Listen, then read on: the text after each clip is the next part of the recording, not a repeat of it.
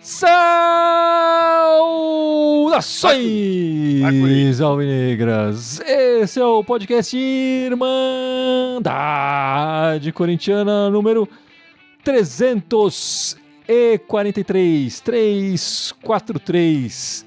Eu sou o Guilherme, eu tô aqui com o Gibson e com o Dudu. A Ana, mais uma vez, tirou um dia de folga, né, Gibson? Ainda bem, né? Porque o jogo de hoje foi terrível. Tá fechando uns contratos lá fora pra gente. Seria bom mesmo, tá trazendo jogador, tá trazendo treinador.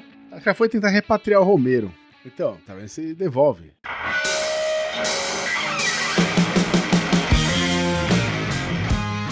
Mas vamos lá, meus amigos. 2 meses de Luxemburgo, são 16 partidas, 4 vitórias, 4 empates, 8 derrotas. Com o Luxemburgo no comando, 50% de chances de a gente sair derrotado da partida por enquanto.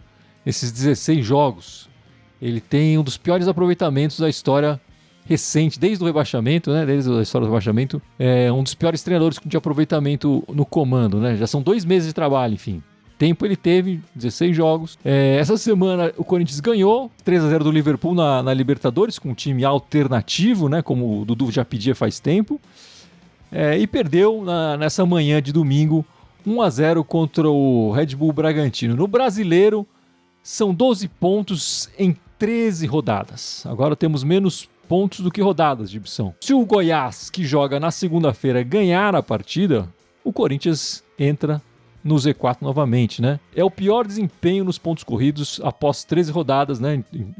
Nessa série, depois da nosso rebaixamento. No ano passado, para a gente ter uma comparação, nessa mesma rodada nós tínhamos 25 pontos, que dariam atualmente o terceiro lugar para a equipe do Corinthians. Vamos falar tentar falar um pouco mais dessa partida de hoje, Gibson. O que você... Enfim, terrível, né, a partida.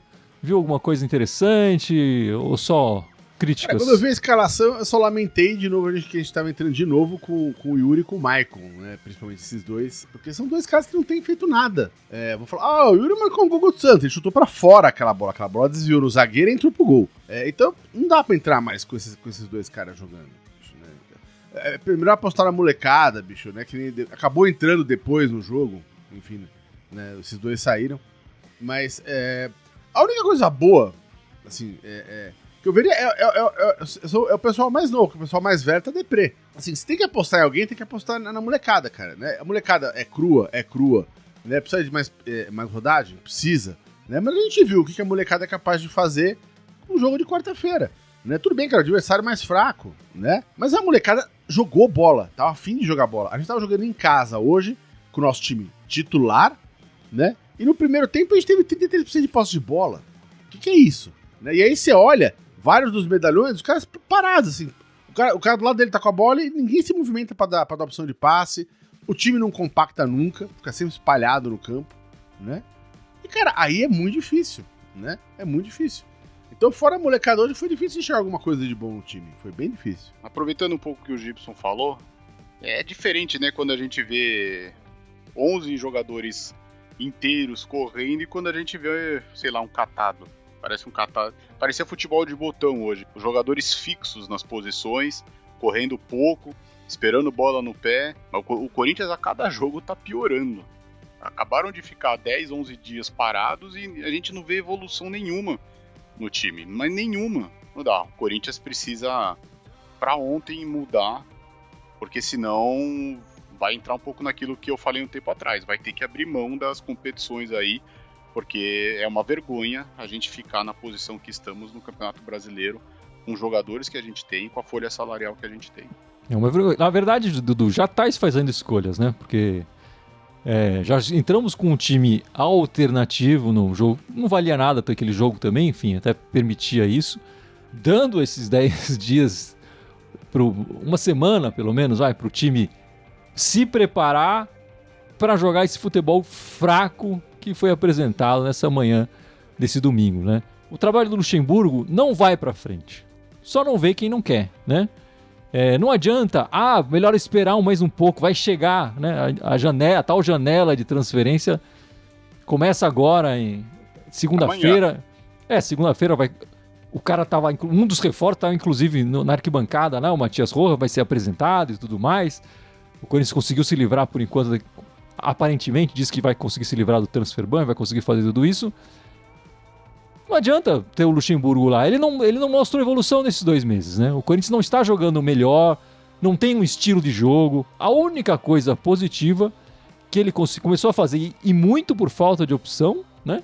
Foi a entrada dos garotos, né? A entrada de uns garotos que alguns têm se destacado, mas como o Gibson falou, também tem muita inexperiência ali. Enfim, cansei de falar. O Lucha foi contratado para ser mandado embora em 20 e poucos jogos, que é a média que ele fica nos seus últimos trabalhos. E vai ser a mesma coisa aqui no Corinthians. Ele não foi ainda, são 16 jogos.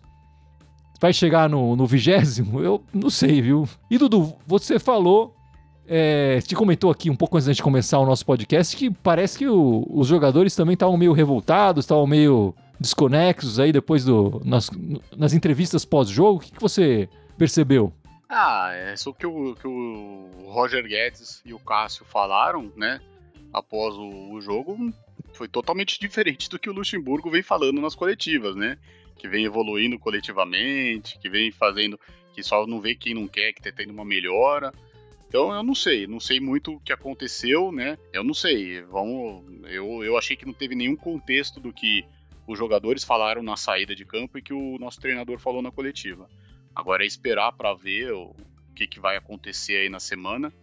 Mas você falou de média de 20 jogos, eu acho que vai passar muito pelo jogo de quarta-feira já, dependendo do que acontecer.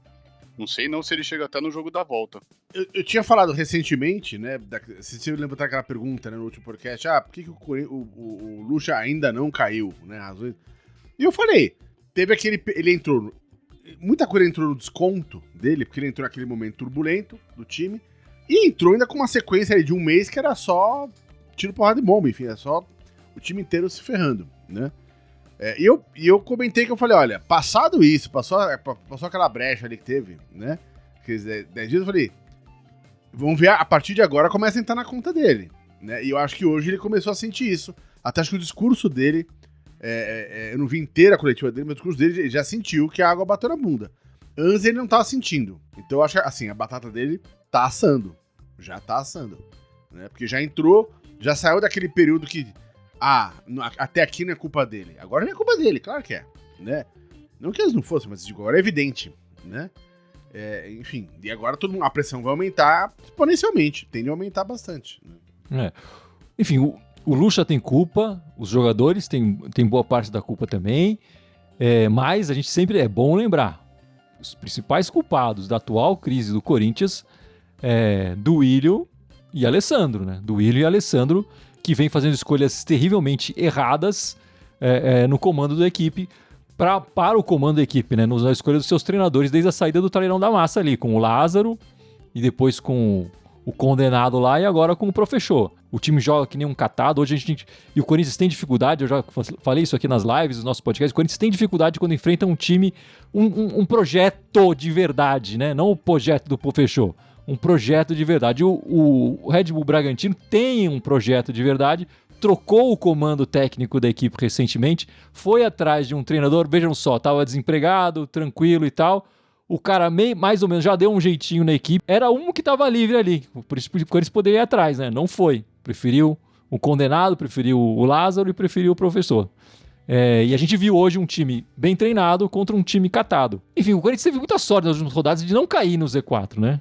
Porque os adversários estavam muito piores. Aqui, na segunda-feira, o Goiás, que está um pouco atrás da gente, vai enfrentar o pior time do campeonato. É bem provável que o Corinthians termine essa rodada no Z4. Na partida da Libertadores, a última do nosso em 2023, né, já que estamos eliminados na fase de grupo, aconteceram algumas coisas interessantes nessa equipe alternativa, né?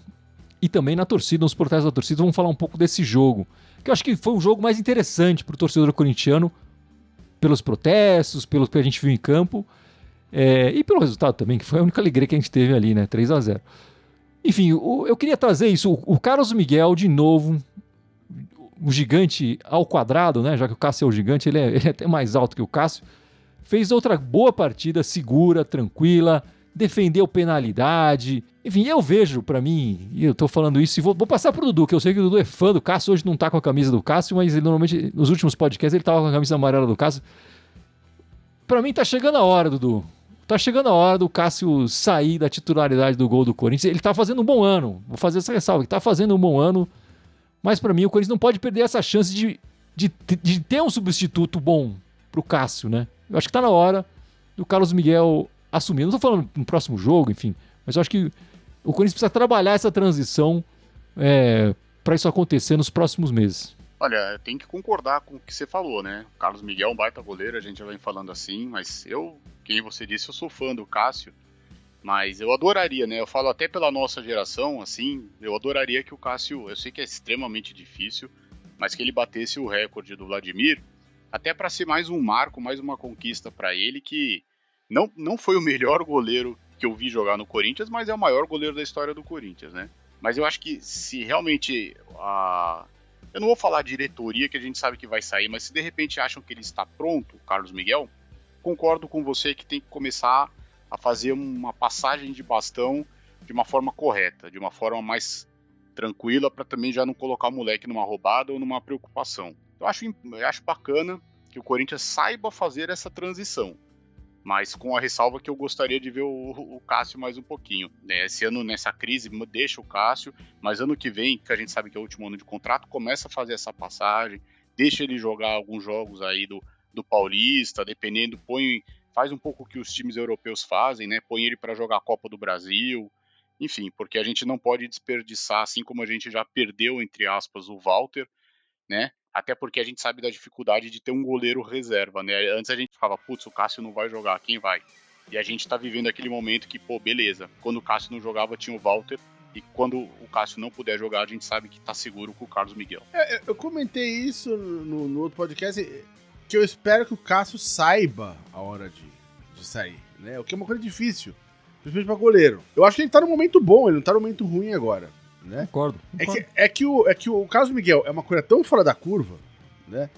Assim, a promessa do que ele já é, do que ele pode vir a ser como goleiro, é uma coisa tão fora da curva, que você começa a pôr a mão na cabeça e fala, poxa, a gente não tá num momento legal, vamos botar o Carlos Miguel no gol, né?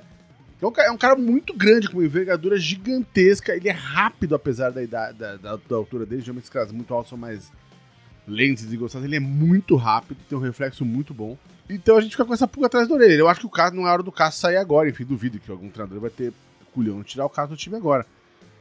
Mas eu acho que já poderia pegar, por exemplo, vai jogar Sul-Americana? Põe o Carlos Miguel na Sul-Americana pra jogar. Agora, se o Cássio for ficar jogando nessa noia de querer bater o recorde do Vladimir, aí ferrou tudo, né? Porque a gente não sabe se ele vai chegar em condição de jogo, assim, com boa qualidade de jogo até lá, né? Então, e aí começa a entrar nesse perigo do cara não saber a hora de parar, a hora de sair fora, né?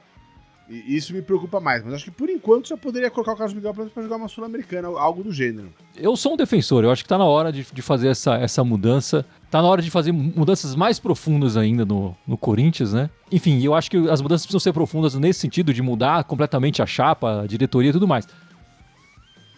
Em campo, a saída do Cássio representaria também um pouco essa mudança profunda, né? E a gente estaria bem resguardado com o Carlos Miguel, que por enquanto vem se mostrando... A gente vai saber de verdade como vai ser a carreira dele quando ele assumir de fato e começar a jogar quarta e domingo, né? Mas o que ele mostra em campo nesse pouco tempo é muito promissor mesmo, e eu acho que o Corinthians não pode perder essa oportunidade de fazer essa passagem de bastão com tranquilidade. E só para passar aqui os dados, o Carlos Miguel tem 24 anos, né? O Cássio 36, 12 anos a mais, enfim. Ele tem basicamente a idade que o Cássio tinha quando o Cássio assumiu o Corinthians, né? Mais ou menos isso. Tá 12 anos, né? Na titularidade, né? Um outro destaque que eu vi nessa partida, e que também se destacou na partida nessa fraca partida que o Corinthians fez nesse domingo de manhã, foi o Moscardo, né? O volante, 17 anos o garoto, né? Estreou no jogo passado, já fez uma jogada que rendeu o gol ali do Corinthians, tá certo, com um adversário fraco, no jogo que não valia nada, mas hoje, de novo, na Neoquímica Arena anotada e tal, mostrou um bom futebol, me destacou muito mais porque ele é um volante que passa pra frente com rapidez, né? Passa pra frente com muita rapidez. Característica que o Maicon, por exemplo, tinha que não tá conseguindo fazer esse ano. O Rony nunca teve essa característica, né? Tentou, já até inclusive acertou passes interessantes o Rony, mas não tem essa característica como sua principal, né? E o Moscardo me parece ser esse volante mais moderno, né, Gibson? Mais leve também. Mais leve, mais jovem, né? Não tem experiência, né? Os momentos ali ele entrou...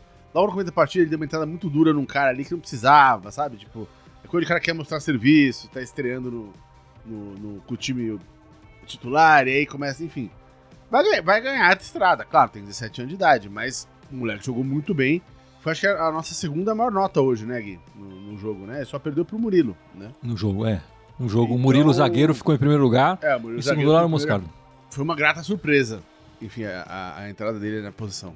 Não, muito bom jogador, né? A gente já vinha falando até da base. Então vai muito nessa questão da ansiedade, de querer tentar fazer tudo certo, e aí acaba tomando algumas decisões. Mas tudo isso a gente falou, faz parte. Faltou sim o planejamento de ter colocado um pouco esses moleques no Paulista, que a gente cansa aqui de falar. Mas foi uma grata surpresa, né? É bom, o jogador tem que se sentir ameaçado e o outro tem que entrar com vontade, que nem o Moscardo entrou. Pra poder, sabe, gerar essa concorrência legal no elenco e todo mundo buscar seu espaço, mas todo mundo visando sempre a melhora do time. Então foi muito bacana ele. Assim, não só ele, como, na minha opinião, o Felipe entrou bem também hoje. Gostei do Moscardo. Futebol interessante do garoto, moderno. Achei mais interessante do que o Rony vem apresentando ultimamente. E a gente mesmo falava aqui, pô, será que não tem ninguém na base pra colocar? Enfim, essa é a única coisa boa do trabalho do Pofechô, né? Ele tem dado chance pros garotos. A gente tá vendo que tem opções, né? E talvez esses jogadores tivessem começado a entrar antes, o Corinthians podia estar numa outra situação nesse momento. Mas ficou também o protesto, né, nessa última partida do Corinthians na Libertadores, o protesto da torcida que ficou calada ali até o Corinthians marcar o gol com o Matheus Araújo, né? Ficaram sentados, eles costumam ficar em pé ali na área deles e ficaram calados, né? Deixando o resto do estádio só para puxar os gritos e tudo mais. E levantaram algumas faixas aqui.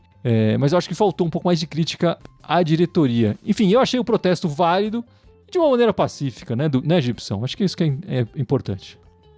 Não, sem dúvida. E como eu comentei, no dia da partida, né, que a gente fez a live pós-jogo, né, por ser um jogo de Libertadores, a torcida, apesar de estar fazendo os protestos, se empolgou com a atitude da molecada e passou a apoiar o time bastante, pô, cantou junto com o time e tal, empurrou o time pra cima, gostou do resultado final, né?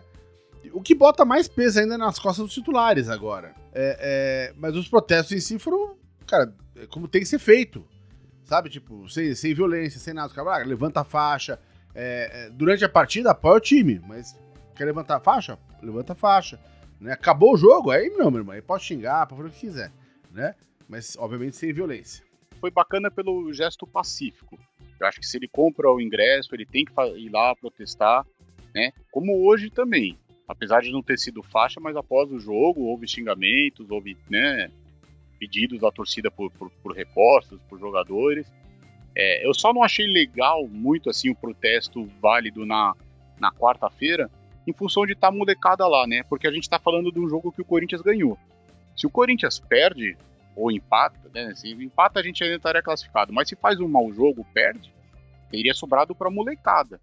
Mais ainda esses protestos, né? E não para os medalhões que a gente conhece. Bom, depois da Libertadores, sobrou pra gente a Sul-Americana, né, Dudu?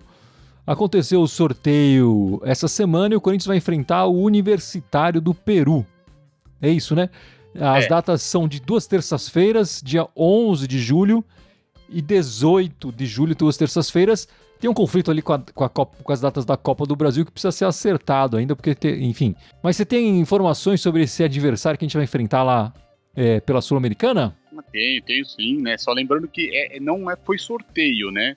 Foi já a posição, né? Então, desculpa, eu me confundi, é verdade. Primeiro melhor segundo colocado enfrentaria o pior terceiro colocado. Então, nesse chaveamento aí com o saldo de gols tudo, sobrou o Universitário pra gente. Boa, eu me confundi, Dudu. E lembrando que dia 5 é o sorteio, aí sim vai fazer o chaveamento, já vai falar lá, o vencedor de Corinthians e Universitário vai enfrentar tal time, que vai ser um dos primeiros colocados, né? E aí já todo o chaveamento definido, os lados, tudo com as datas. Mas o Universitário é um dos 3 grandes lá do time do Peru, né? Junto com o Alianza Lima e com o Sport Cristal. Eles são um clube quase centenário, né? Eles fazem 100 anos ano que vem, em agosto do ano que vem, né? O estádio deles é o Estádio Nacional de Lima, lá, um dos maiores, com capacidade para 80 mil pessoas. Eles têm uma torcida bem fanática também, né? E ele, na Sul-Americana, ele estava no time do Goiás, na chave do Goiás, né? E o Goiás ganhou deles de 1-0 e lá foi 1-1. O que chamou um pouco a atenção é que nesse último jogo, que eles conseguiram a classificação, eles ganharam do time da Argentina, do Gimnasia, mas houve uma confusão tremenda após o apito final, né? Teve 8 jogadores do time argentino que foram expulsos e do time peruano só 2, mas são 2 titulares, sendo o goleiro, ou seja, o Corinthians na primeira partida já pega um time um pouquinho mais desfalcado, seja lá o time que nós vamos colocar em campo. O técnico a gente conhece um pouco aqui, que é o Jorge Fossati, o uruguaio, que dirigiu o time do DVD, né? Eles costumam jogar, tem um bom toque de bola e eles costumam jogar muito na velocidade pelas pontas, né? Nem precisa estudar, mas parece que eles já sabem como enfrentar o Corinthians. Então vai ter que tomar cuidado, porque acho que a gente deu um pouco de sorte nesse quesito. Tinham times mais complicados que a gente poderia enfrentar. É um time que dá para passar, mas, né, o Corinthians vai ter trabalho. A gente deu sorte também por não enfrentar um time com altitude, né? Lembrando que a primeira partida é em casa, que a Conmebol vai definir a questão da data aí, e a segunda partida fora. E aí vem a questão, vai botar a molecada que tá afim de jogar bola ou vai botar o time oficial? Né? Vai botar o time titular, entre aspas, né? Eu apostaria mais na molecada, pra ser bem honesto. Eu acho que eles têm mais a oferecer nesse atual momento do que o time titular. Eu acho que tá pintando isso mesmo, Gibson. Até porque depois da partida de hoje, né? Não temos time para disputar 3 competições. Beleza, vamos fazer um time alternativo, poupar. E aí a gente mostra o nosso futebol verdadeiro na competição que importa, né? E a gente viu hoje de manhã que foi terrível, foi fraco demais o desempenho. A minha impressão é que não tem time nem para disputar uma competição, né? Enfim, outra notícia dessa semana foi a venda, né, definitiva do Pedro, sei lá, o garoto da base do Corinthians está indo pro Zenit lá. O Zenit passou aqui, Gibson, fez um pacotaço aí, né? Levou o Mantuan, levou o Duqueiroz, levou o Roberts Renan e agora tá levando o Pedro. Lembrando que o Pedro eles tinham uma preferência, né? Ele não era acertado que ele iria pro Zenit nessa negociação, era uma preferência. O ideal, quando se faz uma negociação, o ideal é assim, tô falando, se você fosse um bom negociador e tal, você tem a preferência. Então eu vou primeiro achar uma proposta poupuda para esse jogador e falar, eu tenho essa proposta aqui. O Zenit talvez vá querer, ou não, né, exercer essa preferência, que esse é que é o negócio. E aí você ganha um pouquinho a mais em cima daquela oferta poupuda que você já tem na mão, né? Não foi isso que o Corinthians fez. O Corinthians, com o transferban no cangote, suspirando ali no cangote, precisando de dinheiro, vendeu o Pedro, a promessa da base, por uns cascalhos ali, né, Dudu? Foi barato demais esse pacotão que o Zenit levou do Coringão. Pois é, né? E nisso aí eles têm uma porcentagem, se eu não me engano, do goleiro Ivan, que hoje tá no Vasco. Além disso, né? O Corinthians não sabe negociar. A gente já conseguiu descobrir isso. E quando aparece uma joia, um garoto, um talento, que o Corinthians poderia ganhar um pouco a mais, o Corinthians não, pra que ganhar um pouco a mais? Porque se você estavam falando em vender os 80% que o Corinthians tem em 18 milhões de euros, não faz sentido você vender 50% por 9, né? Mas é o que você falou, entre o desespero. A gente sabe que ele fica até esse ano, né? Porque ele só pode sair com 18 anos. Mas o Corinthians não soube negociar. Nós mantemos 30% dele. Tá bom. Vamos ver se depois lá na frente não dá desespero. Nós tínhamos porcentagem do Carlos Augusto, lateral, que estava muito bem, né? Então foi vendendo. Nós tínhamos porcentagem do Malcom, estão vendendo a preço de banana. Então, sabe, precisa ver se realmente vai valer a pena a gente ter mantido esses 30% do Pedro, né? E torcer para que ele possa jogar mais agora, faça gols e lá no Zenit que ele faça ainda mais, né? Que possa se valorizar ainda muito mais para que a gente possa ter algum lucro, porque a diretoria não sabe, né? Ou essa chapa, para não falar diretoria, essa chapa não sabe vender os jogadores. Boa, Dudu, acho que é isso mesmo, é a chapa que tem que começar a falar, verdade. Com o dinheiro do Mantuan, 2 milhões de euros, e com o dinheiro da venda do Pedro, o Corinthians pagou 3 milhões e 300 para poder inscrever o Rojas e pagou 25 milhões referente a juros do estádio. Então, ou seja, arredondando, 30 milhões do que nós vendemos desses dois aí já foi, né? E agora tem o restante, tem contratações para falar, vamos ver a questão do Rojas, tem outros jogadores que entram em processo contra a gente. Então, assim, no desespero, vendeu barato e praticamente o que ganhou, mais da metade já usou. Péssimo negócio, né, Gibson? Você que fez economia, né? Eu fiz economia, mas o Corinthians não, né? É bizarro porque, assim, é tanta falta de noção nos negócios, né, que você pega assim, a gente já falou sobre isso lá desde 2014, desde que inaugurou o estádio, isso colocou um ônus, um peso nas finanças do clube. O problema não é a parte da dívida do estádio. Essa parte da dívida do estádio é a parte que está equacionada ali com naming rights, né? O ônus que isso causa em cima da gente é que, assim, uma boa parte da bilheteria vai para esse pagamento também, né? E que é o dinheiro que poderia estar reforçando o time, reforçando contratações e acabando para pagar o estádio. E você vê, até o ano passado, retrasado, o Corinthians estava fazendo aquele esquema, como está sem dinheiro, sem caixa, ele estava fazendo aquele esquema de contratar, tipo, 15 caras a preço de banana para ver se um dá certo. 2 dão certo, né? E tá dando tudo errado. Chegava aquelas criaturas da noite que a gente nem quer ver de novo na frente. E que custam caro pro time. E a gente tem a terceira maior folha de pagamento do Campeonato Brasileiro, né? E estamos prestes a entrar no Z4. Então é ridículo, não faz sentido. As contratações estão completamente erradas. E até agora, o único nome que se confirmou dessa janela foi o tal do Rojas. Mas vai vir mais gente, né? Tá esquisito isso, né? Tá com cara que não vai chegar mais ninguém. Ou se chegar, vai ser algum Barnabé aí, né? Tá muito difícil, né? E se o Lu já tava contando com sérios reforços no meio do ano, ele que começa a planejar botar a aposentadoria dele, porque não vai rolar isso não. O que mudou esse ano também, enfim, vale a pena comentar, que assim, esse ano, do ano passado, quero dizer, esse ano a gente não tem alguns dados, só mais poucos, mas o ano passado a gente teve um aumento muito maior de receita, de publicidade, etc. E cresceu muito a receita, né? Tem muito espaço para crescer ainda. A projeção é que esse ano vai ser maior ainda, né? Apesar do mau momento do time. Então, no médio prazo, quando eu digo médio prazo, daqui a uns, tô falando assim, 3, 4, 5 anos, o time vai estar muito mais bem equacionado em termos de dinheiro, né? Mas até lá, é tiro, porrada e bomba. E assim, ter dinheiro e não saber onde colocar o dinheiro, não saber quem contratar, por que está contratando, é um problema, né? E o Corinthians tem os dois problemas. O Corinthians não tem muito dinheiro em caixa, apesar de a arrecadação tem, mas o dinheiro não tá em caixa. O dinheiro entra e sai rapidinho, né? E o Corinthians contrata mal. O Corinthians não tem ninguém pensando no futebol, que seria o papel do presidente e do seu diretor de futebol. Ou, como o Dudu bem falou, da chapa, né? Que vem comandando o Corinthians há muito tempo e não faz esse trabalho. E que saudade do Cifute, né? Eu ia falar, né? Que saudade do Cifute, né? Bom, essa semana o Corinthians vai para Minas jogar 2 partidas fora de casa. Olha o filme de terror aí, meus amigos. 2 partidas fora de casa. Esse time não joga... Na Neoquímica Arena joga mal, muito mal. Fora de casa é pior ainda. 2 partidas. A primeira...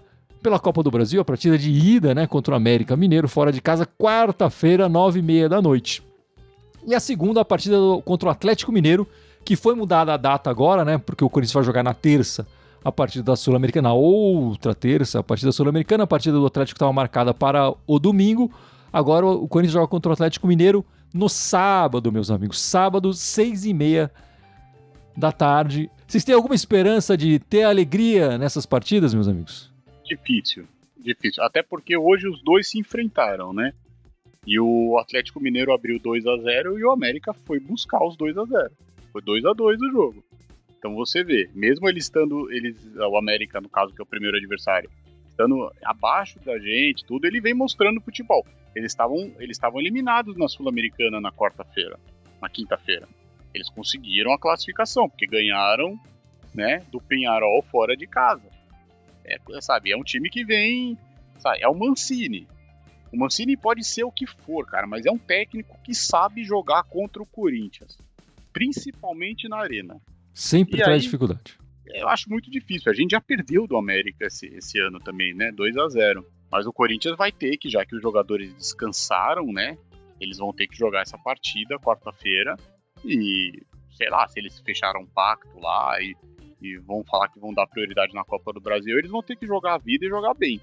E ó, a partida contra o Atlético Mineiro, pra já entrar aí depois o Gibson falar, vamos ver o que o Atlético, porque o Atlético vai vir babando contra a gente. Que eles perderam uma classificação que era deles, eles estavam garantidos. Eles quiseram colocar time reserva, time misto, tá, sei lá o que, e tomaram uma virada da gente. Então não sei, mas são dois jogos complicados, são dois times que vão vir louco, assim, babando, sedento pra ganhar do Corinthians. E do jeito que o Corinthians tá, infelizmente não é tão difícil que isso aconteça. E principalmente fora de casa, né? O momento, quando joga fora de casa é pior ainda, consegue ser pior, dentro do ruim é pior ainda fora de casa. Os dois times não estão no momento ruim. No momento bom, aliás. Mas a gente tá no momento péssimo, né? Então, assim, o que me abre um pouquinho de esperança no coração é que eu acho o América Mineiro um time mais frágil, né? Dá pra tentar um resultado, pelo menos, mais positivo em cima deles. Agora, no papel, o Atlético Mineiro tem um time mais duro do que o América, mas tá no momento ruim. Agora, se a gente for esperar jogar em casa contra time fraco pra tentar se livrar da situação brasileira, está ferrado. Então, bicho, no fim de semana vai ter que ir pra cima do Atlético, não interessa jogando fora de casa. Então, assim, tem que fazer o resultado, né? O campeonato é agora, não é mês que vem, né? Então, mas vai ser uma semana difícil, vai ser uma semana dura. Rapidinho, que fique de lição pro América, hein? Se for pra ganhar, ganha de 3-0, porque 2-0 a gente vira. Copa do Brasil é assim com a gente. Ai, Dudu, enfim. Vai pros pênaltis, mas a gente vira. Eu vou repetir o meu mantra aqui. Tem sido o meu mantra, velho. Nas últimas se o Corinthians não levar gol, eu tô feliz. For 2-0, feio, pouca chance, tá ótimo, vou ficar feliz. Evoluiu, o Corinthians evoluiu. Aí eu vou concordar com o professor Luxemburgo falando que é evolução. Mas esse é o meu mantra, meus amigos. A gente precisa parar de tomar gol. Não dá pro Corinthians ficar levando tanto gol assim. Precisa fechar a casinha. Tanto é que com o Luxemburgo, pra não estender, sempre que a gente tomou gol, nós não ganhamos, né? Foram 2 empates que a gente foi buscar, que foi contra o Fortaleza e o Jardim Leonor, e o resto a gente perdeu. E quando a gente não tomou o gol, a gente ganhou as partidas. A gente tem 2 problemas, né? Um que a gente toma sempre gol, e quando toma gol não consegue virar. A gente sabe disso. Não tem Saiu chance. atrás, assim, tipo, o empate já é excelente resultado. Se conseguir empatar, já é lucro. Agora, a gente tem que lembrar que a gente também não consegue fazer gol. Se for pegar nossas últimas 2 vitórias, contra o Santos, foram 2 gols contra do Santos. Os caras desviaram a bola pra dentro do gol deles. A gente não fez nenhum dos 2 gols. E no último jogo com a molecada, apesar da molecada jogar super bem, botou uma pressão lá em cima do Liverpool, né? O Salah não viu a bola, né? Pra até botar uma pressão, os 3 gols, até brinquei, os 3 gols foram de rebote. A bola não entrava, cara. É que sempre tinha alguém no rebote pertinho na frente do goleiro pra dar aquele chutinho e botar pra dentro. Mas foram os 3 de rebote. Ou seja, a construir a jogada e finalizar, a gente continua não conseguindo fazer. E Dudu, as meninas não tiveram jogo essa semana? Teve jogo, né, do Paulista? Tem que falar coisa boa, né? Tem que... Infelizmente nós vamos ficar um tempo sem falar de coisa boa, porque as meninas voltam a jogar agora só final de agosto, né? Vai ter a Copa do Mundo Feminina. Vou falar já das convocadas, mas o Corinthians fez 2 partidas essa semana, né? Jogou segunda-feira contra o Cruzeiro, pelo Campeonato Brasileiro, ganhamos de 4-2, né? Passamos para a semifinal, vai ser contra o Santos. A gente já sabia disso, mas precisa esperar aí a CBF determinar as datas, né? Ainda não tem as datas definidas, mas tenho os jogos já da semifinal contra o Santos. Primeiro vai ser na Vila, o segundo em casa, porque o Corinthians tem a melhor campanha. E quinta-feira, né, última rodada do Campeonato Paulista antes da paralisação, o Campeonato Paulista Feminino continua ainda. O Corinthians com o time meio que alternativa aí, né, que o Arthur Elias gosta de fazer, enfiou 5-1 no São José, lá em São José. O Corinthians que é líder do Campeonato Paulista, né, além de ter sido líder geral do brasileiro, é líder do Campeonato Paulista. E o Corinthians conseguiu com essa partida chegar a uma marca impressionante no futebol feminino de 10 vitórias consecutivas. não importando a competição. O Corinthians, então, tem 10 jogos, são 10 vitórias consecutivas, né? Que nem eu falei, saiu a convocação da seleção feminina. O Corinthians é o clube que teve mais jogadoras convocadas, mas foram só 4, né? A Lelê, a goleira, a Tamires, a lateral, a Duda Sampaio e a Bertolucci no meio campo. Eu falo só 4 porque, que nem a gente falou no podcast aqui com a Ana, imaginava que fossem ter pelo menos mais 1 ou 2 jogadoras convocadas, estava pensando aí também, talvez na zagueira, enfim, nenhum atacante do Corinthians foi convocado. Torcer para elas irem bem, né? Você vê a força do Corinthians também, que na seleção são 23, são 26 convocadas, mas somente vão 23 para a Copa, né? A Pia vai ter que cortar 3 jogadoras. Acredito que as 4 do Corinthians vão estar na escalação nas 23 finais. E vamos ver como é que elas se saem lá, torcer para elas irem bem, as meninas, né? O futebol feminino do Corinthians. E repito aqui, foi o clube que mais cedeu jogadoras para a seleção brasileira para a Copa do Mundo. É líder tranquilo do Campeonato Paulista. Estamos na semifinal do Campeonato Brasileiro. É só alegria. Torcer para elas irem bem lá e voltarem ainda melhor para que a gente possa continuar com essa, quem sabe aí, 11, 12, 13 vitórias seguidas, né?